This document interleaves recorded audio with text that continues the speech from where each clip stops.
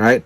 Now, the next headline that I have for you is really a list of things that we're experiencing shortages in.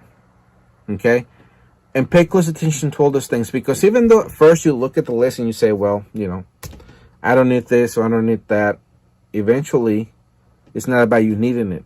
It's about people losing their jobs because they can no longer fulfill those orders. Therefore, revenues go down, people get kicked out. This comes from Zero Hedge, and the headline says, things are out of control. There is a shortage of everything and prices are soaring. What happens next? Quote, things are now out of control, everything is a mess, and we are having wide-scale shortages. They're having shortages of semiconductors for cars, headphones, game consoles, plastic parts, steel, aluminum, coolers, drinkware, sofas, boats, seafood, meat and dairy, cheese, roller skates, fitness equipment, garden furniture, hot tubs, and bikes.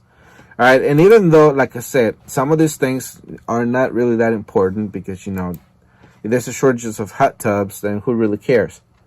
But eventually it'll be to where the people lose their job.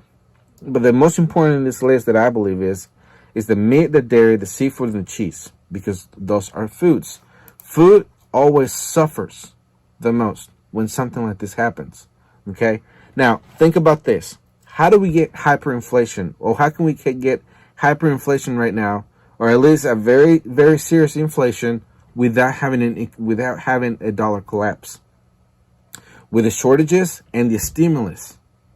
Because all the stimulus money that went out, that's what creates money velocity. And money velocity just means that, how fast $1 moves through the economy. When you have so many dollars chasing very few products that are right now in shortages, especially food, what's going to happen to everything that's available is going to go up in price. So we can have inflation, or have the taste of hyperinflation with the shortages that we're experiencing right now without having the dollar collapsing. It would be much worse with the dollar collapse. And quite frankly, if there was hyperinflation all of a sudden, those items would not be, people wouldn't be able to buy those items. So even though it would be horrible, things probably wouldn't run off the shelf that fast. But anyways, that's how we would get it. Now, talking about food insecurity, because, all of this is connected. We talked about first how, the money printing and dollar collapsing and everything else like that is coming. It's here. Now we have a timeline. But this next video is going to talk about food shortages all throughout the country.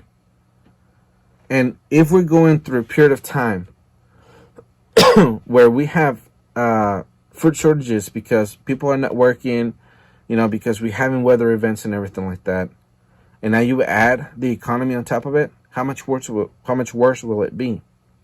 Now, the video that I'm going to show you is going to be several minutes long, but pay close attention on how much food was given before the pandemic and how much food is going to be, or has been given after the pandemic, up to this point, 2021. Pay really close attention, because those are the costs that you can offset if you were to grow your own food, if you were to have your own garden, if you were to have your own animals, if you were to have your own trade system already in place. So watch this video, pay close attention. Here it is. Karen Wolfstead is Director of Communications and Development. Tell me the difference between what you're seeing now and what you saw pre-pandemic. We had a record year distributing 8.4 million pounds of food. This year, over 18 million pounds of food. So many new people getting food. I mean, that number's, it's staggering. It is. We agree. Hunger is on steroids. There is very little you can't find here to fill the need. There are boxes and boxes of bananas, macaroni, toilet paper, plenty of eggs in the walk-in cooler, smoked turkey breast too. What we do is we take it out through 190 nonprofit agencies that come here, get the food, take it out in the 5 counties where people live. That's what we do. This is as raw as you get. This is a food bank, and we feed to all the pantries, the soup kitchens, the churches, Catholic charities for their backpack programs. We provide all of the food. How much, if you had to guess, how many people do you think your food reaches? Well, if you look at we can do it by meals, because we don't know the people count, because we're not out there seeing them and accounting for it, but the 18 million pounds of food was 15 million meals right here in these 5 counties. And you don't see the need at this point lessening at all? Not in the near future. All right, so 18 million pounds of food. 18 million. Or 15 meals. Or 15 million meals. I did the math. If you do a family of 4, 3 meals, a day for 7 days, or actually for a month, that brings it out to be to 336 meals in 1 month for a family of 4. All right. If you divide that you divide 15 million by 336, that comes out to be to 44,642 families. Families, not individuals, families. So in just that area alone, they're helping a great number of people. More than likely people who were in the middle class, especially in Florida. So that's why it's important for us to pay attention to all of this. But not only that, the more important part is what we are seeing all throughout the globe that is affecting the global supply chain of food. Because there's plagues going on right now, all throughout the world.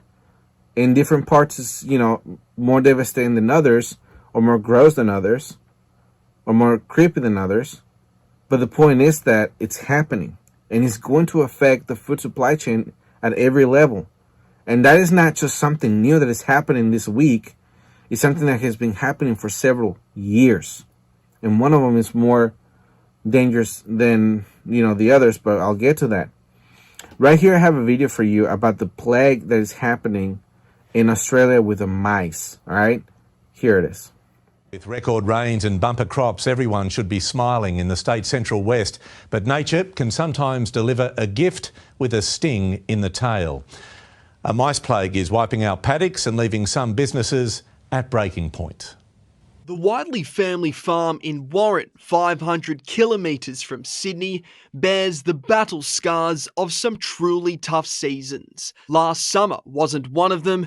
Record rains feeding thirsty paddocks, providing a harvest to make up for the hardship. Little did they know their next big problem would be so small. It's a punishment for the good season we've had. That's just nature's cycle. A plague of millions of mice right now running rampant across the state's central west, scurrying through streets, chewing through crops, all in a scavenger hunt for food. And their target is the farmer's reward from good weather. We've had a go at harvesting last week, but it's basically a write-off. Tim and his dad Greg planted this field of grain to fill their pockets. Wild rodents have robbed them of hundreds of thousands of dollars. Chickpeas salvaged, stored in bags and silos is safe for now, but the risk grows each day. As the feed source in the paddocks is diminishing, we're getting a lot of pressure placed on those and in our domestic areas, so in our houses, in our sheds.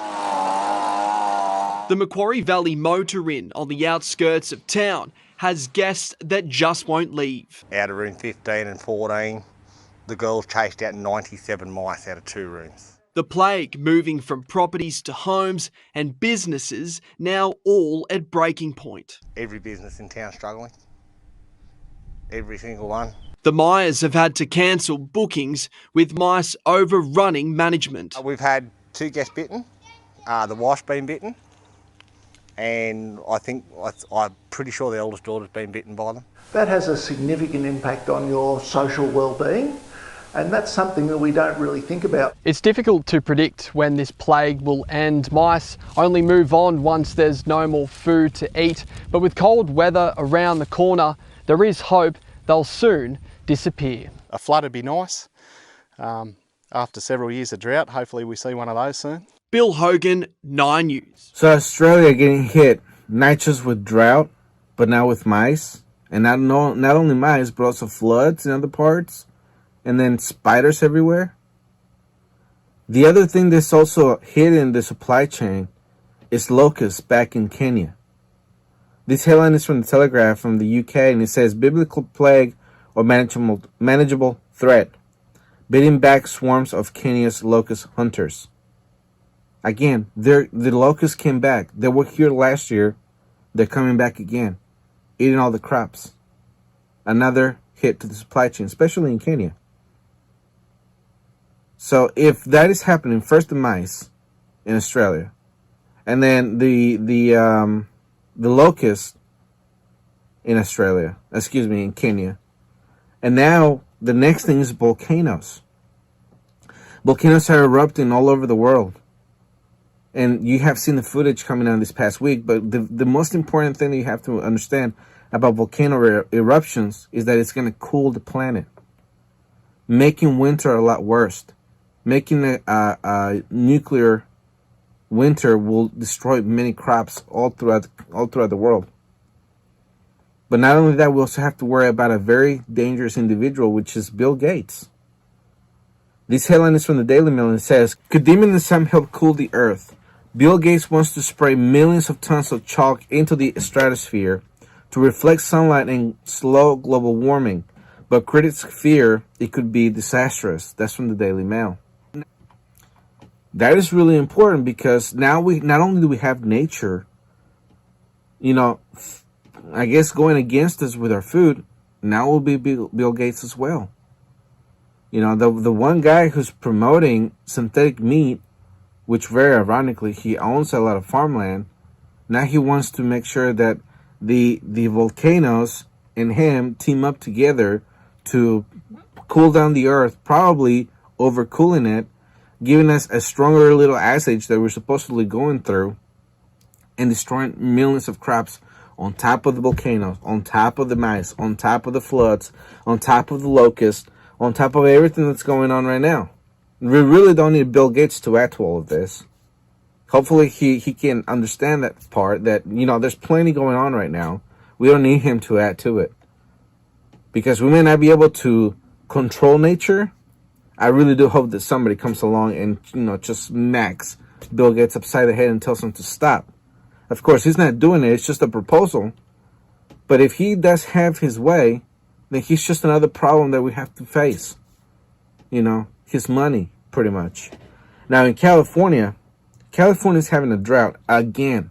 But it's not only California. It's pretty much parts of the Southwest and, or parts of the West and Southwest. They're going through another round of droughts that's going to supposedly last 100 to 200 years. So I guess we'll see how that goes. But I have a small video for that. Here it is. Now, this is a dry forecast not only for today, but going for a long time. We just keep racking up these dry days and dry patterns, and that is having an impact for our winter season. This time, Zach, we're supposed to see rain constantly, and we just haven't seen it. Tell us more about the drought conditions across the state.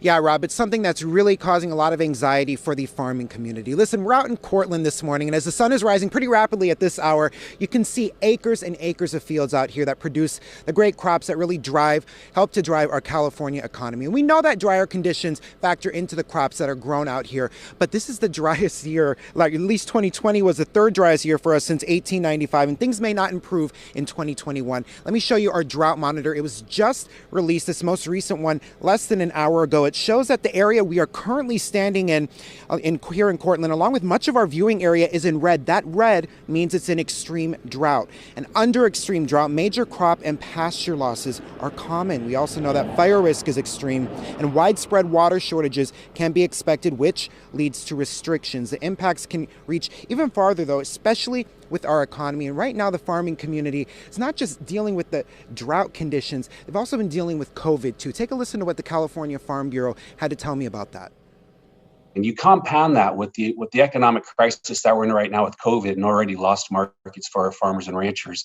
It really is going to compound the economic harm that another drought would cause.